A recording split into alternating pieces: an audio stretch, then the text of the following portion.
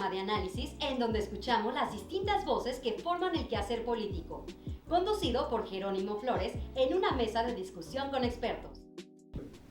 Hola, ¿qué tal? Buenas tardes. Le damos la mejor de las bienvenidas a este su programa de Ecos de la 4T. Como siempre, qué gusto poder saludarlos a todos ustedes. Esperamos y le deseamos que en donde quiera que se encuentre esté teniendo una muy bonita tarde. Hoy es jueves, día de Ecos de la 4T, y estamos transmitiendo desde la ciudad de Guadalajara, Jalisco. Sí, escuchó bien, desde Guadalajara, capital de Jalisco. Y lo hacemos convencidos de que si alguien ahora tiene algo que decir o que hablar, este es el mejor momento.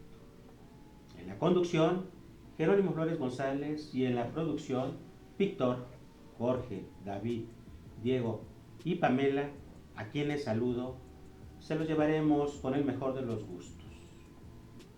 Mire, lo invitamos a que se quede con nosotros. Todos los integrantes del equipo, por supuesto, ya conocidos por usted, le hemos preparado un muy buen programa. Y gracias, muchas gracias por brindarnos su atención y por apoyarnos. En un momento, comenzamos. Ya se encuentra aquí en el estudio para su participación semanal, como todos los jueves, el profesor Gabino Berumen Cervantes. Profesor, buenas tardes. Con el gusto de siempre, mi querido licenciado Jerónimo. Más gusto me da a mí poder de nueva cuenta tenerlo aquí. Gracias. Para que, como todo, como siempre, cada programa, a nuestra audiencia, al público que nos ve, pues podamos compartir los temas de coyuntura, sobre todo de lo que nos apasiona, la cuestión política. Es algo que no podemos soslayar. Esa debe de estar presente día a día, porque la materia política no nada más le incumbe al gobernante, le incumbe a la ciudadanía en su conjunto. Y eso hace posible que día a día la ciudadanía esté cada vez más motivada por conocer temas tan relevantes del acontecer cotidiano en la administración pública federal, en la administración local, en materia del estado, del municipio. Y bueno, es loable que la población en su conjunto se interese por estos temas que siempre deberán de constituir un proceso de formación y de tener mayor interés en la participación política, sobre todo porque cada vez más se debe de tener en cuenta que la participación del ciudadano es fundamental para que haya una mejor administración de los recursos públicos. Muy bien, profesor Gabino, pues hablemos. Oiga, está todavía en Nueva York, en una de las cortes, en plena tramitación, el juicio en contra de quien fuera secretario de Seguridad Pública del sexenio de Felipe Calderón Hinojosa, en este caso el del señor Genaro García Luna. Y pues días atrás, ya dentro del juicio, de acuerdo a los dichos de los testigos, salieron ya señalamientos en contra del expresidente Felipe Calderón Hinojosa. Es que no puede separarse de ese tema tan abominable. Voy a utilizar este término. Muy fuerte. Porque como un secretario de seguridad pública a nivel nacional, siendo el hombre más cercano al que ocupó espuriamente la presidencia 2006-2012, Haiga sido como haiga sido. y como él lo señaló, ese clásico del haya sido como haya sido. Pues qué barbaridad, ¿cómo es posible que salga con la monserga de que él no sabía? Por supuesto que él tiene que también hacer mención ahora que se están haciendo públicos ya los señalamientos hacia su persona. Debe de dar cuenta al pueblo mexicano de esa actuación y desempeño de quien fuera su brazo derecho en materia de seguridad pública, porque, bueno, hasta los condecoraron a Cárdenas Palomino y les pusieron, como lo pusieron a Cárdenas Palomino como un ejemplo a seguir, y García Luna como el superpolicía. Entonces, caray, cuando sabíamos nosotros de los enjuagues que tenían con uno de los cárteles más significativos en nuestro país, como eran la cuestión de quienes estaban en ese momento siendo parte proactiva de esta situación de narcotráfico y de pues lo que siempre estamos nosotros señalando como un cáncer, que es la corrupción, que estos personajes cooptan a quienes están en el gobierno y de esa manera pueden hacer pues sus pingües y jugosos negocios. Entonces, obteniendo esas ganancias estratosféricas, y cuando vemos esa danza de millones de pesos y luego de dólares, pues no nos queda más que indignarnos por esas ofensas que se están generando en contra de la población. Oiga, profesor Gavino, ¿de qué manera este juicio lastima al país en el exterior, con independencia de las cuestiones políticas hacia el interior, como es el caso pues de un señalamiento directo en contra de uno de los expresidentes del país? Pues con relación a ese tema que dejamos en el tintero, me vino a la memoria un eslogan de campaña por allá en la década de los 70s, que era la solución somos todos. Y la población empezó a ver que no era una situación de nada más un lema de campaña, sino que se estaba haciendo lo contrario, y le modificaron a la corrupción somos todos. Entonces ese fenómeno empezó a permear en las altas esferas de gobierno, a tal grado de que nos tenían catalogados a los mexicanos como un pueblo corrupto. Éramos de los pueblos más corruptos del el concierto internacional. Teníamos por ahí nada honroso entre los primeros 10 lugares de ese concierto internacional de las naciones. Entonces, esa situación fue carcomiendo a las altas esferas del gobierno, y no nada más se daba en las altas esferas del gobierno, sino que también en la clase de la burocracia media, en donde se decía, si el de arriba roba, ¿por qué yo no? Y entonces se daba ese cochupo entre el personaje, pues nada menos acaba de haber también en el caso de una de las alcaldías de la Ciudad de México, el que descubrieron a una red de corrupción en donde por autorizar permisos para construcción se pedían cuantiosas cantidades de dinero.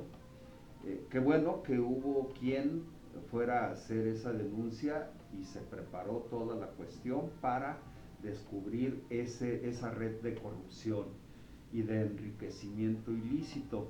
Entonces, volviendo al tema, ¿cómo nos afecta a la cuestión de la imagen de nuestro país en el mundo? De que somos un país que tenemos todavía prácticas que son oprobiosas, que no se deben de generar, porque si nosotros podemos hacer un parangón entre en el caso concreto de México con relación a otros países de economías desarrolladas, pues sí, todavía seguimos manteniendo esa situación de desprestigio. En lo interno, políticamente hablando, ¿qué significado tiene que un expresidente en una corte de Estados Unidos, con un testigo en un juicio que ofrece el gobierno de Estados Unidos, se le señale de complicidad o de solapar o de permitir, qué sé yo, negociar?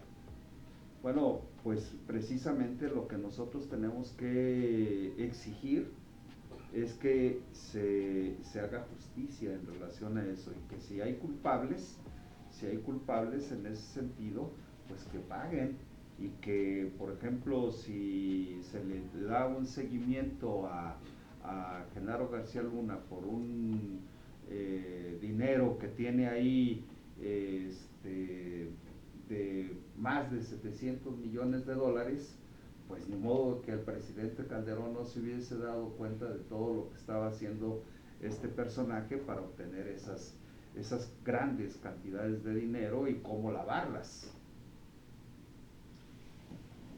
Oye, profesor, híjoles,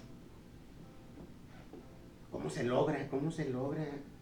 No me imagino qué es lo que se tenga que hacer para que se alcance un esquema tan sofisticado, pues, como el que tenía en este caso el señor Genaro García Luna, porque hoy en la conferencia del presidente, la Unidad de Inteligencia Financiera, la UIF, dio información a la población que a mí me estremeció, Hay algo que no podemos dejar de lado cuando esa situación se da, porque para que haya corrupción debe de haber dos: el corruptor y el que se deja corromper.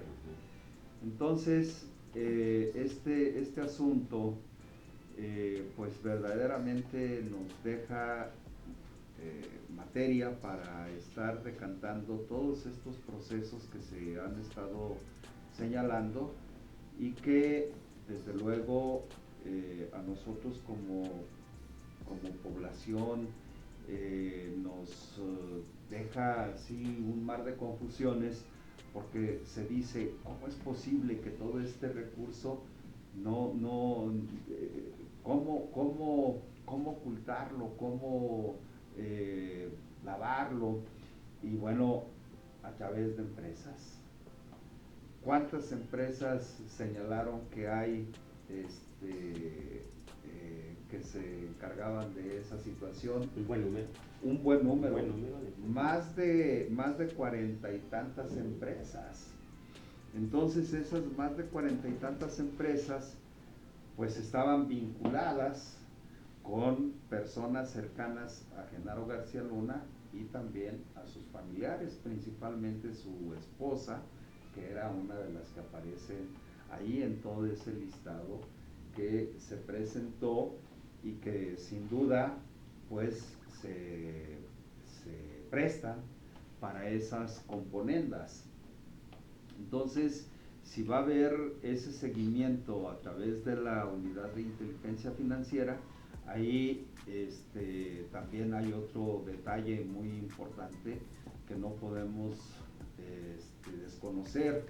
En muchas de las ocasiones, ¿qué es lo que sucede? Que también las autoridades en materia de justicia administrativa otorgan amparos, como fue el caso del quinto tribunal del primer circuito de materia administrativa de la Ciudad de México, que le otorga un amparo al señor Cárdenas Palomino, que era el brazo derecho de Genaro García Luna. Entonces, ahí ese asunto, por eso es que también había indignación por parte de el titular de la unidad de inteligencia financiera y del propio presidente de la República cuando le da a conocer que se le otorgó ese amparo, y lo recalcó. La justicia del Estado mexicano le otorga el amparo y protege a Luis Cárdenas Palomino. Entonces ahí dice uno, ¿cómo es posible que haya jueces que se presten a esa situación? ¿Qué es lo que yo pienso? Que hay servidores públicos o funcionarios, como les quieran llamar, a los que son miembros de la corte, como magistrados, pues que son jueces, miembros de la judicatura, que son venales, que son corruptos, que sus acciones que realizan son en base a la dádiva. Entonces, pues ahí es donde dice uno, ¿cómo es posible que haya justicia para unos que tienen posibilidades de pagar, ¿no? Y quienes verdaderamente están en condiciones desfavorables porque no tienen con qué pagar esas sumas de dinero a estos jueces venales? Oiga, profesor, pues creo que hubo un anuncio por parte del juzgador que está conociendo de este asunto allá en la Corte de Nueva York, de que el juicio pronto va a concluir. ¿Qué rescatamos de esto? ¿Qué sacamos de esto? Como es parte de una especulación, porque mañana no va a haber mañana no va a haber actuaciones, no va a haber audiencia, pero se presume que quieren agilizar esto de terminar pronto el juicio, porque iban a ser como 78, si mal no recuerdo, cerca de los 80 que iban a presentar como testigos. ¿Y qué sucedió? Bueno, que ya probablemente suba al banquillo de los acusados Genaro García Luna. Entonces, al subir al banquillo de los acusados, ¿qué se puede especular? ¿Qué se puede colegir de ello? Que se declare culpable, porque no creo que se vaya a declarar inocente, porque según esto también lo que tenían como materia para juzgarlo los fiscales, que era un expediente de cerca de 1 millón de fojas. Entonces, que tenían suficiente material como para condenarlo. ¿Y qué va a suceder con ello? Bueno, pues que pueden juzgarlo y darle una sentencia no como la que se presumía por parte de los fiscales, de una condena que pudiera ser cadena perpetua. significativa. Profesor, pues ya estaremos viendo.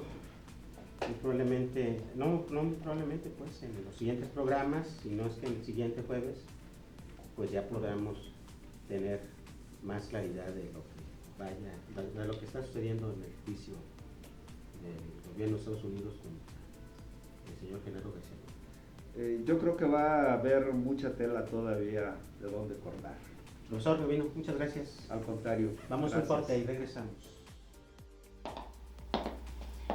Sí, voy a continuar. Sé que después de todo lo que te acabo de contar es para enojarse con el gobernador, ya que no ha dejado entrar a IMSS Bienestar a su estado solo por una cuestión política, olvidando el beneficio del pueblo. Algunos hasta difunden que el país está desmoronándose. Por eso te cuento algunos de los logros en materia económica. La economía crece de nuevo. Este año aumentará 3.5% y ese mismo porcentaje se proyecta para 2023 y 2024. El peso es la moneda que más se ha apreciado con relación al dólar, como no se veía desde hace 50 años. A pesar de la pandemia, en 4 años se ha creado 1.264.931 nuevos puestos de trabajo.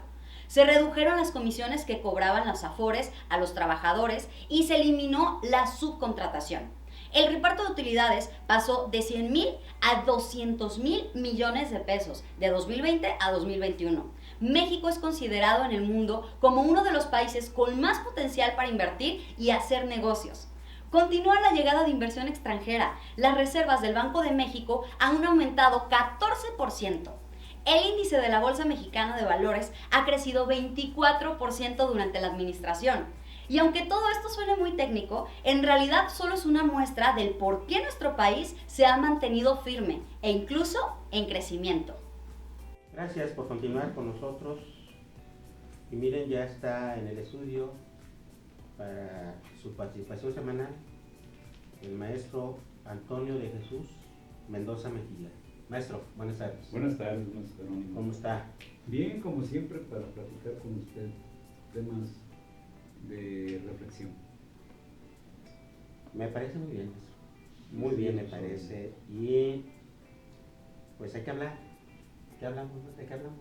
Hay que hablar sobre la independencia de poderes. Adelante, por favor. ¿Por dónde le entramos? Entremos por el lado constitucional. Muy bien. Artículo 49 constitucional, división de poderes. Y nuestra Constitución establece precisamente en ese orden normativo 3 poderes. Un poder ejecutivo, un poder judicial y un poder legislativo. Que por sus facultades constitucionales son soberanos. Es decir, tienen sus propios principios, sus propios procesos, su propia administración y en sí vamos a hablar que manejan en sí situaciones de autogobierno.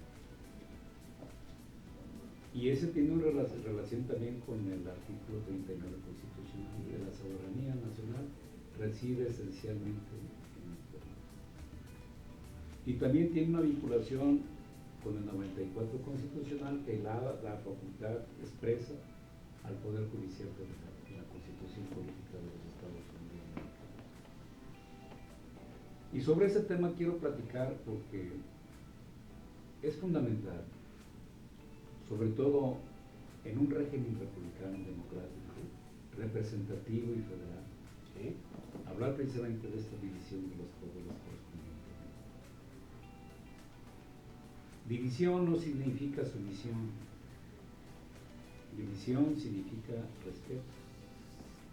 Respeto a cada uno precisamente de los poderes constituidos y que son dados precisamente por nuestra propia Constitución política. División significa precisamente ejercer en cada uno de los poderes correspondientes sus funciones específicas que le marca la Constitución. Poder ejecutivo, poder legislativo y poder judicial. En esta ocasión me quiero centrar al Poder Judicial por una razón. Como profesor de Derecho, transmitimos conocimientos y esos conocimientos que transmitimos van fundamentados sobre todo a esa masa crítica que llegue y que sea parte de toda una estructura dentro de un poder judicial, pero que también que lleguen dentro de una estructura de un poder legislativo o un poder ejecutivo, no son ajenos. Y yo creo que nuestra masa crítica de nuestros jóvenes estudiantes está precisamente en la razón, en esos principios constitucionales y en ese proceso científico del derecho, en esa diversidad del pensamiento jurídico que tenemos precisamente, dada precisamente su constitución, sus leyes y sus reglamentos correspondientes. Y de eso quiero platicar. Y en este caso quiero hablar del Poder Judicial Federal. Primero, que el Poder Judicial Federal es una institución que se crea precisamente cuando nace esta república. Esta república nace en 1820. Y de ahí precisamente se retroalimentan una institución tan importante con Crescencio Rejón, que se conoce como el juicio de amparo. Okay. Y el amparo es una institución que crea precisamente nuestros propios juristas. Hablo de Cerrejón, por ejemplo, en este caso. Mario Nortero, de Vallarta y tantos que han pasado precisamente en esta cuna del conocimiento. Y que ha sido parte para dar precisamente certeza, viabilidad, paz, tranquilidad, porque la administración de justicia es una verdad precisamente que camina y que trasciende precisamente para darle al gobernante, decía Ulpiano, lo que merece, lo que tiene y lo que debemos de dar correspondiente. Justicia. Justicia. El gran problema es cómo allegarse del aparato de justicia, cómo hacer precisamente una justicia pronta, que establece el artículo 17 constitucional, expedito, y sobre todo imparcial, que es lo más importante. Y esa parte es un valor fundamental, la imparcialidad de la justicia. Cuando yo camino por los pasillos del Supremo Tribunal de Justicia, Aquí del Estado. del Estado de Jalisco, en el fondo, antes de entrar a la sala de pleno, está una diosa que en derecho romano me la enseñaron, la diosa Temis, la diosa de la justicia. Y por supuesto que están las balanzas de la Corte de Justicia. Pero las balanzas se dan a través de una formación precisamente que hace catarsis fundamentalmente en todos los procesos, pruebas, alegatos, promociones y lo que usted lo quiera llamar dentro de un juicio correspondiente. El gran problema es cuando ese peso de la balanza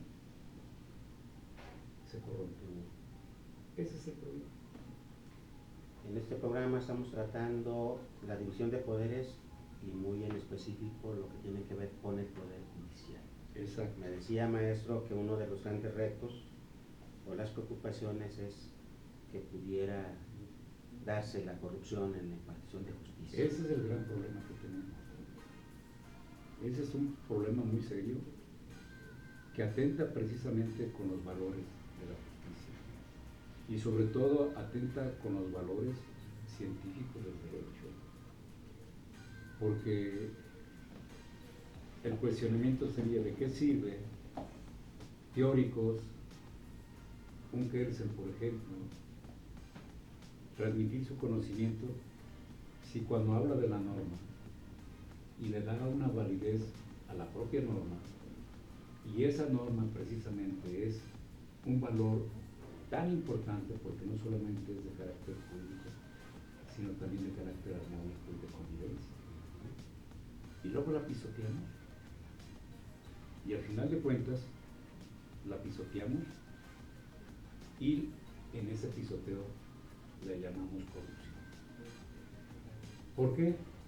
Porque la administración de la justicia, el administrador de la justicia se va hacia la tendencia, no hacia la lógica, no hacia el valor de las pruebas, no hacia la interpretación jurídica, sino a una tendencia posiblemente de dinero o de amistad o de poder. Y es cuando se pervierte la justicia por el público. Se pervierte muy bien. Y ahí es donde tenemos que trabajar. Y ahí es precisamente los mensajes incluso del presidente de la República, que usted lo escuchó el martes pasado. Y el martes pasado dijo, me da gusto que esté la ministra, me da gusto que la presidenta precisamente haya tomado esa actitud, esa con respeto a la vida. Claro, el chocha en chascarrillo dijo, a lo mejor estuvo muy cansada, no se levantó. Pero posiblemente la ministra lo hizo también como un acto de protesta. Para precisamente en ese acto de protesta exigir el respeto a la norma constitucional, en ese 49 constitucional de la división de poderes correspondiente. Pero si usted ve hoy el trato en la marcha de la libertad, y platiquemos un poquito sobre esa marcha de la libertad.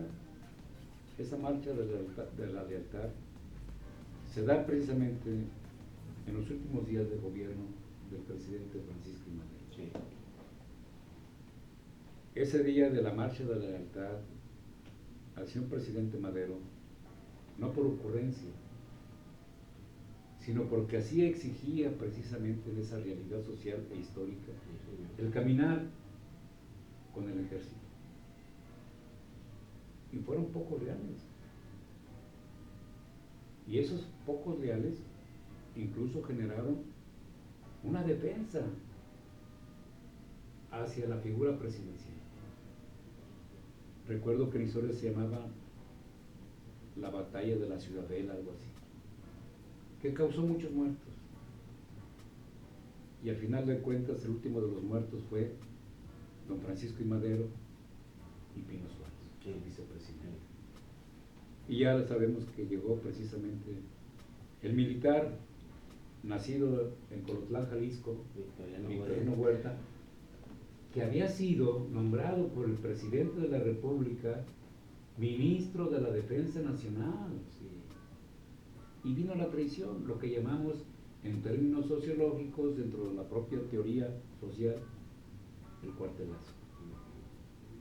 Esa fue la situación.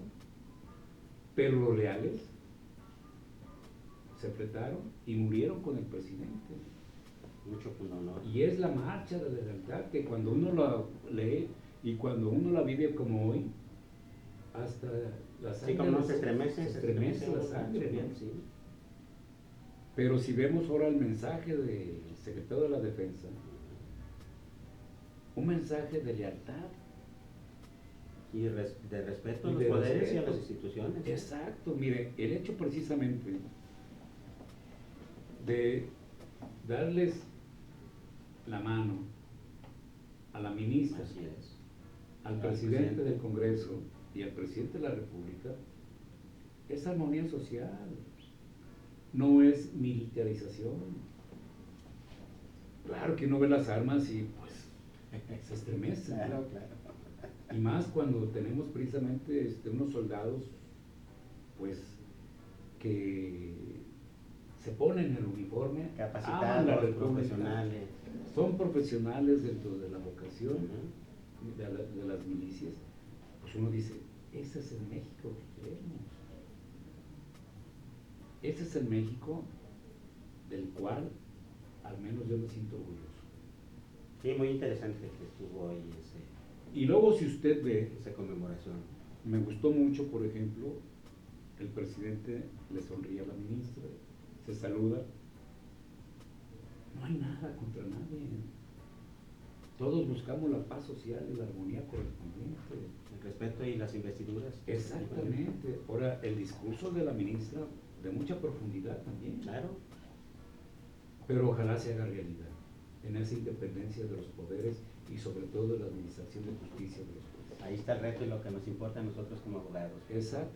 Oiga, maestro, a propósito del tema y de las reflexiones que nos comparte hoy sobre la división de poderes y en particular en específico del Poder Judicial. También días atrás dio pie un posicionamiento del presidente invitando a un debate sobre la justicia y el derecho. Usted es un jurista, maestro. Me interesa, por favor, si luego quiere que le entremos, pero ahorita unas reflexiones sobre Es un esos binomio posicionamientos. que hace vértice. Ajá. No puedes ver justicia si no hay derecho. Y ese vértice correspondiente une. Y esa unión correspondiente llega a una verdad jurídica, que es los que los jueces tienen que trabajar en esa verdad jurídica, aplicando la justicia, por supuesto, cuando hay derecho, aplicando el derecho en una exigencia de los gobernados por la justicia, que es importante. Y la justicia, precisamente como valor, no puede ser precisamente como el sabio Salomón. A ver, tráeme a tu hijo, lo voy a partir por mitad. No, la justicia precisamente es toda una estructura de ciencia jurídica, lo que llamamos los abogados como derecho positivo.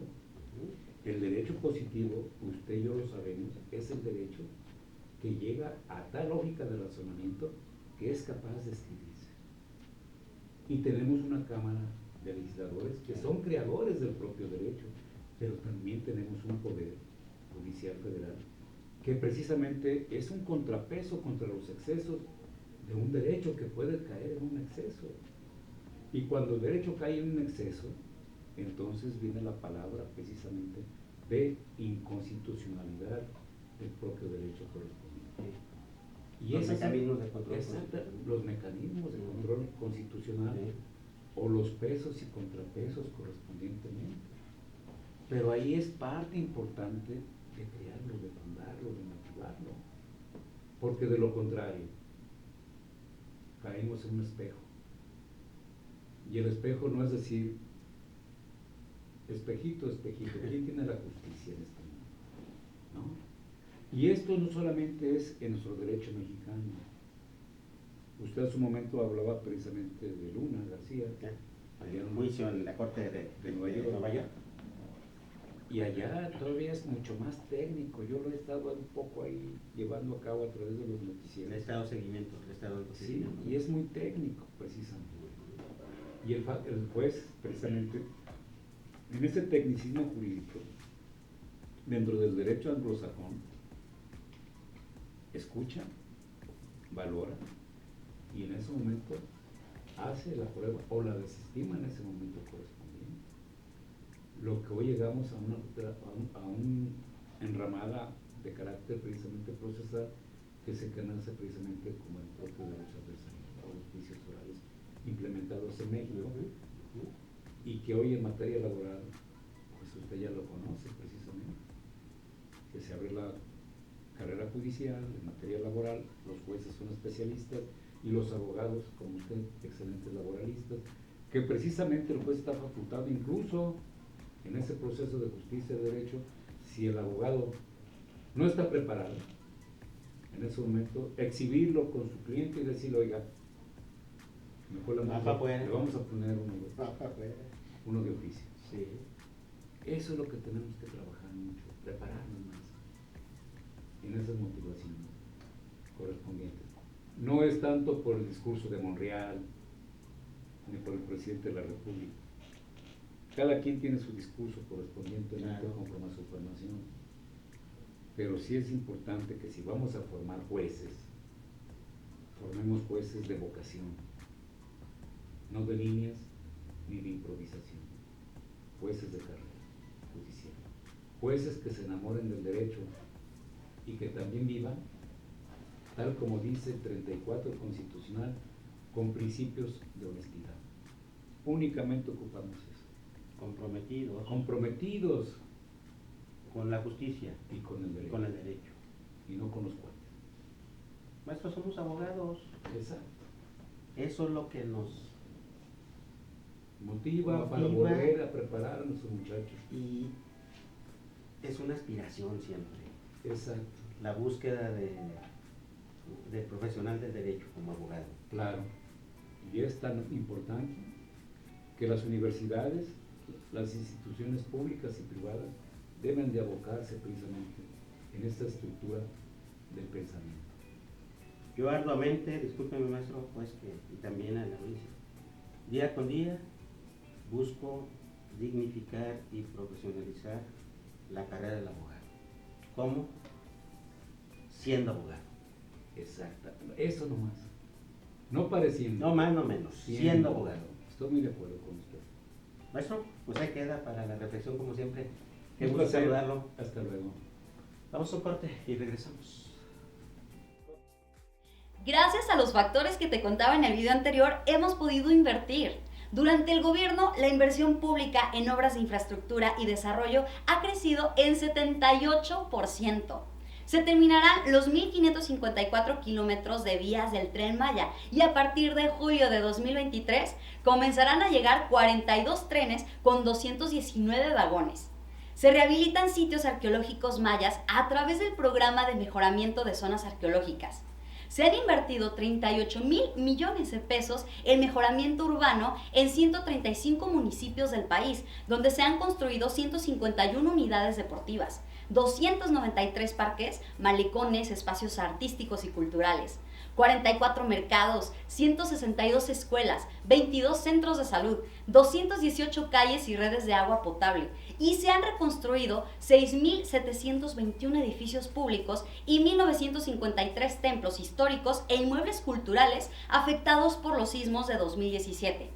En 4 años se han invertido 71.500 millones de pesos en el mantenimiento de 40.516 kilómetros de carreteras.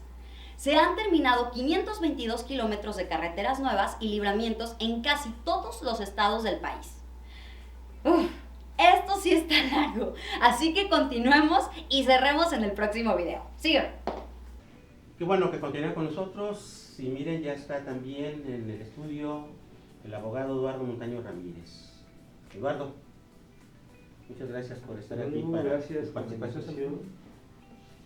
Pues sí, aquí estamos para hablar de cosas que interesan. Se ha hablado de cosas culturales, Así es. la importancia de la cultura, cómo nacen ciertas, cómo se va generando, cómo se va creando la cultura. Y yo me doy cuenta, entre otras muchas cosas, cómo nosotros que vivimos en esta ciudad de Guadalajara, desde donde se transmite este programa, donde se elabora este programa, y todos los que participan en él, habitamos. La gente que vivimos aquí tenemos la posibilidad de conocer y de enfrentar diariamente una forma de vida que se ha ido transformando y complejizando. Y como es esa forma de vida y ese problema que enfrentamos diariamente, como puede ser el transporte, el trasladarse, el resolver, el poder llegar al centro de trabajo, a los centros de educación, a la casa, al hogar, a cualquier destino urbano que podamos tener dentro de nuestra zona metropolitana, que en los últimos años ha crecido. Y es un problema que se va convirtiendo cada vez no nada más en un problema de traslado, ni en un problema ni de movilidad nada más, ni de ecología, sino se va a ir transformando esto en un problema político. Es decir, la forma, la vida, el desarrollo de la vida cotidiana en nuestra ciudad, que se da en una zona metropolitana que tiene aproximadamente, podríamos decir, 3 millones, 3,5 millones, 4 millones, quizás hasta más, que se ha expandido y que transportarte de un lugar a otro, del norte al sur, del sur al norte, del poniente al oriente, te puede llevar horas. Sí. cualquier día y cualquier horario. Te puede llevar horas. ¿Por qué tienes que enfrentar eso? ¿Por qué tienes que perder tu tiempo, tu vida, y por qué tienes que gastar combustible, tu tiempo, tu vida? Diariamente hay gente que tiene que perder o 4, emplear 5, 6 horas. 4, 5, 6 horas. Sí. Gente que de lugares cercanos, de Chapala, Tlajomulco, de otras poblaciones muy cercanas, tienen que gastar para poder traer a sus hijos, mandar a sus hijos a la universidad o asistir a un centro de salud, ya no digamos cosas culturales, eventos, etc. Entonces, yo creo que el próximo gobierno, los partidos políticos, los políticos que pertenecen a los diversos partidos que van a contender, que ya a estas alturas ya conocemos a ciertas figuras que desean y pretenden llegar, pues yo creo que se les deberá imponer un requisito muy importante, que es el de resolver el problema vial de la zona metropolitana de Guadalajara. Y por eso digo que puede convertirse en un problema político, porque en las últimas administraciones en el estado de Jalisco no se ha hecho nada. La situación actual es la misma que existió al principio de este gobierno estatal, o al principio del gobierno anterior, o al principio del anterior, Y así se puede uno ir. que correspondían a diferentes partidos políticos, y ninguno dio solución. Ninguno. Pues sí, ahí te hacen un puente, te ponen, te pintan las calles, te pavimentan en obras que por cierto duran eternidades. Para pavimentarte 2, 3 cuadras te duran 4 o 5 meses, y lo hacen en horarios sumamente perturbadores para el tráfico. Ahora, ¿cómo debe ser resuelto el problema? Pues yo creo que se necesita generar un gran proyecto o varios grandes proyectos para la ciudad, generados o creados o diseñados por urbanistas o especialistas, pero yo pediría que fueran locales, no que traigan soluciones de Medellín o que salgan de soluciones de Colombia o de Europa, no. Y no se trata de hacer unas ciclopistas, y no se trata nada más de un tren ligero, o una línea, o un macrobús, o macroperiférico. No se trata de un solo factor, son diversos factores los que deben confluir para resolver en forma definitiva, que no se va a resolver en 1 año ni 2, y probablemente ni en el próximo sexenio, pero se pueden sentar bases e invitar a instituciones como son las universidades, que acaso no habrá urbanistas, diseñadores del tráfico y expertos que sin interés político, sin interés económico, porque aquí inmediatamente surge, ¿no?, que nosotros vamos a traer un peribús, vamos a hacer un teleférico, vamos a poner glorietas. No, se necesitan respuestas reales. Estabas comentando el asunto de la solución vial en la zona metropolitana de Guadalajara. Soluciones que en definitiva pues procuren esto, como decías. Se necesita solucionar algo que parece que no se puede, pero cualquier político, cualquier propuesta que viene, cualquier empresa o amigo de los políticos va a sugerir pues que una nueva semaforización, va a proponer 1 o 2 factores, y la solución debe ser multifactorial.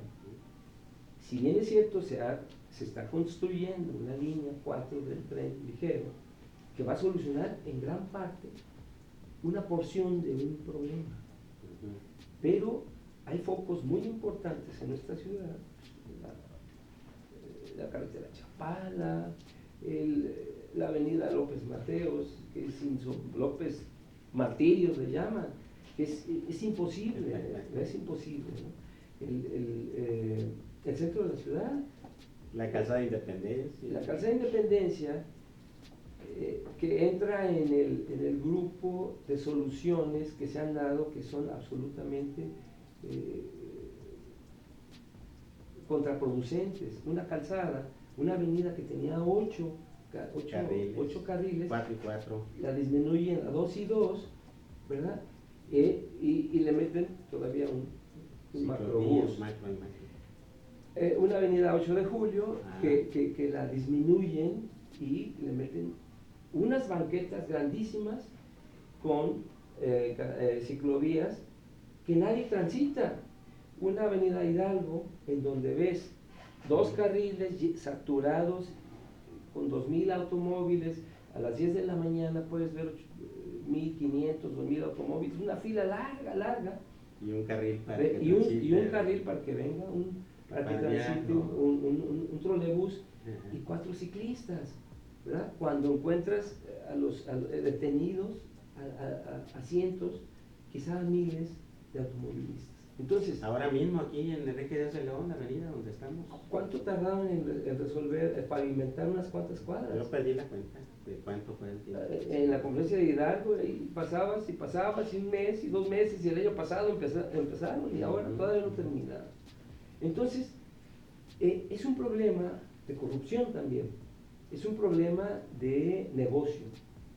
Y si se permite que los particulares, los amigos de los políticos, hagan negocio, no resuelvan, ganen mucho y tampoco no solucionan nada, ¿verdad?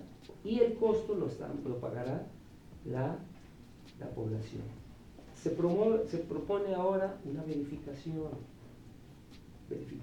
¿Acaso será la verificación la intención de que los vehículos, todos los vehículos estén verificados para que sigan manteniéndose atorados en un tráfico, pero que contaminen menos, ¿verdad? Gastes más gasolina, desgastes tu motor, consumas gasolina, generes contaminación, pero no resuelves absolutamente nada. Parece un asunto menor, pero es un asunto de vida. Yo ayer, a cierta hora, venía López Mateos, y por ahí venía una ambulancia a las 7 de la tarde con la sirena. Entonces se genera un caos. ¿Cuáles son los protocolos de las ambulancias? Ni siquiera, como en otros países, en otras ciudades, se tiene un carril especial para desalojarlo cuando viene un vehículo de emergencia, un vehículo de bomberos, agarra velocidades y si trae carga de agua no se para. Y si un distraído o si alguien está atorado, puede generarse un problema grave. Entonces, las políticas, por ahí se habla de nuevos manejos de los coches, de los choques pues insignificantes, pequeños alcances que generan graves problemas. Ya con 2 alcances o 2 pequeños choques, una avenida como el Federalismo, se colapsa, como la Calzada, como Lázaro Cárdenas, Lázaro Cárdenas, se detiene, se atora y genera un costo. Hay un costo de hora hombre, hay un costo en el tiempo, y si hay sanciones, este sistema que está implantado, que no evoluciona, pareciera que conviene a ciertos intereses en el gobierno, porque genera recaudación, genera multas, genera niveles de corrupción en grúas, en corralones, en multas, en sanciones por supuesta contaminación, etcétera, etcétera. Son políticas completamente negativas. Y las soluciones brillando por su ausencia. No va a haber. Nos podríamos ver en 5 años y podríamos la misma situación. Que estamos igual, o peor. La problemática de la vialidad aquí en la zona metropolitana. ¿Por dónde hay que agarrar? ¿Por dónde hay que entrarle para ver si esto se va solucionando de la mejor manera para la sociedad, para los automovilistas. Puede haber formas, se pueden encontrar. Hay gente que estudia, hay gente que se especializa, pero mira, primero la observación y la propia vivencia, y acudir a las instituciones que tendrían que resolver. Por ejemplo, si observamos nuestra ciudad en los últimos años, te diría en los últimos 3, 4, 5 años, ve la cantidad de vehículos que se han vendido. Sí, ha crecido el parque vehicular. A pesar de la pandemia y a pesar de todo, están vendiéndose mucho más vehículos. Y podemos observar que han aumentado las marcas que se han establecido en la zona metropolitana o en el país. Ya hay firmas chinas, ya. Sí, sí, sí. MG que también es chino. Ajá, sí. Lexus que ya medio había, marcas extrañas, Maserati, cosas, Alfa Romeo, etcétera, que son, y si hay 5, 10, 15 marcas más de las que ya había, aparte de las japonesas, las alemanas, las americanas, las armadoras, las norteamericanas. por eso las americanas que son varias, vemos que potencialmente ha crecido el número de distribuidores y obviamente el número de vehículos. Claro. Y a las familias pueden tener nuevos vehículos, pero de poco sirve si no puedes transitar. Entonces, ¿por qué? ¿Y qué pasa cuando vives lejos de tu casa? ¿Qué pasa cuando tienes que asistir a un centro de salud? Una emergencia. Bueno, yo te decía al principio que esto podría convertirse en un problema político. Sí. Si un partido político no asume el compromiso de resolver este problema, esta situación de veras grave, no sirve. ¿Para qué va a venir? ¿Para cambiar y pintar semáforos? ¿O para hacer una nueva glorieta, un puente peatonal o 2 puentes vehiculares? Eso no funciona. Eso no funciona. Por ejemplo, hay situaciones o respuestas importantes que se han dado en otras ciudades. En la Ciudad de México se hizo un paso elevado para un macrobús, que no representa gran cosa, pero imaginémonos por un momento en que la avenida López Mateos contara con eso, o la avenida 8 de Julio, o la avenida, cualquier avenida Hidalgo, la avenida que tú quieras, que contara con diferentes, que no representarían más que, sí, una parte del presupuesto, pero no tendrían el costo que tiene un tren ligero. Con voluntad y ganas a lo mejor. Se puede, y en etapas, y contratando, convocando, y te digo yo, a las universidades, convocando a las instituciones. Hay instituciones, los mismos distribuidores automotrices, para que vendan más. Se les debe involucrar en las soluciones, pero no se puede, ¿verdad? Porque ¿qué hace un presidente municipal de Guadalajara? Pues se llega y compra 300 patrullas y ni las compró, son rentadas. Entonces aumenta el parque vehicular, no responde a nada. Vehículos que en 6 meses, 8 meses, un año, ya no funcionan. Entonces son políticas que no funcionan, pero representan unos dividendos. Entonces, cualquier enfoque que le des, vas a encontrar un interés político y se le puede dar un enfoque político. Tiene que solucionarse, tiene que dar una solución. El próximo gobernador en Jalisco debe dar una solución. No puede pasarse hasta otros 6 años sin solución. Te digo, podemos encontrarnos aquí en unos años si no morimos o si no nos pasa nada, y la situación va a ser la misma. Nuestros hijos crecerán y enfrentarán los mismos problemas para llevar a sus propios hijos a las escuelas, para desarrollarse, para ir a su trabajo, etcétera. O sea, pero la mancha urbana va creciendo y el problema se hará más complicado. Hay ciudades en Europa, en América, en Latinoamérica, que sí le dan alternativas como el impulsar otras formas de transporte, pero es peligrosísimo. Aquí si tú andas o yo ando en bicicleta, No, no. quizá no hagamos el próximo programa.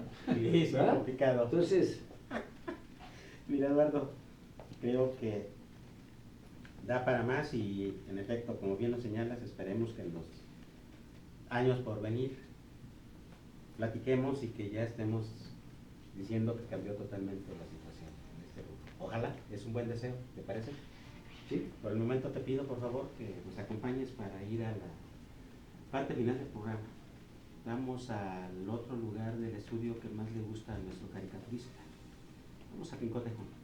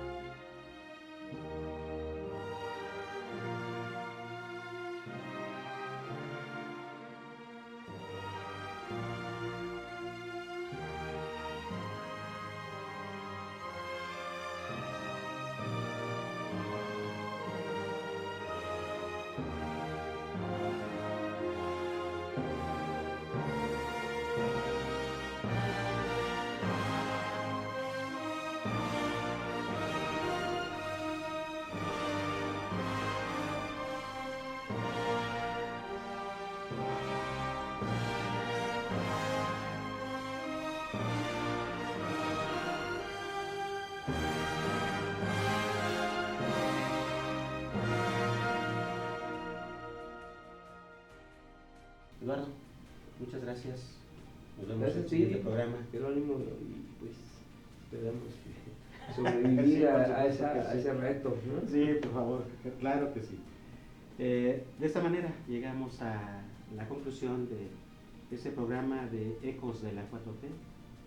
Les recordamos que transmitimos desde Guadalajara, Jalisco. Hasta la próxima.